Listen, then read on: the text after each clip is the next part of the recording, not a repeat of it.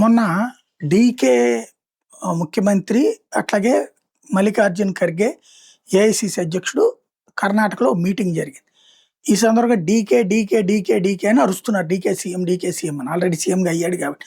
DK ఇప్పుడు ఒక వర్గాన్ని పోషిస్తాడు. తన క్యాస్టు, తన వ్యవస్థ తనది నడుస్తుంది.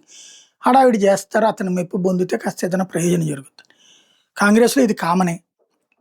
ఒకేసారి ముగ్గురు నలుగురు నాయకుల నినాదాలు ఉంటాయి. ముఖ్యమంత్రిగా ఉన్న వాళ్ళకి నినాదాలు ఎక్కువగా ఉంటుంటాయి. మల్లికార్జున్ ఖర్గే తట్టుకోలేకపోయాడు. ఎవరైనా ఏఐసీసీ ప్రెసిడెంట్. వాళ్ళ అబ్బాయి ప్రియాంక ఖర్గేని సీఎం చేద్దాం అనుకున్నాడు. డీకే పట్టుబట్టాడు. ముఖ్యమంత్రి పదవి పొందాడు. ఎందుకంటే వేల కోట్ల రూపాయలు డబ్బులు ఖర్చు పెట్టాడు పార్టీకి కాబట్టి. రాహుల్ గాంధీ అందుకని సిద్ధరామయ్యని దించి ఇచ్చాడు. ఇప్పుడు అక్కడ డీకే అని అరుస్తుంటే తట్టుకోలేక యూజ్లెస్ ఫెలోస్ అని కాంగ్రెస్ పార్టీ కార్యకర్తల్ని కాంగ్రెస్ జాతీయ అధ్యక్షుడు తిట్టాడు. ఈ లేకపోతే ఏంటి, ఎవరైనా సరే పార్టీ ముఖ్యం, ఇక్కడ డీకే కాదు ముఖ్యం, వ్యక్తులు ముఖ్యం కాదని. ఇది కాంగ్రెస్లో చాలాసార్లు జరుగుతుంటుంది.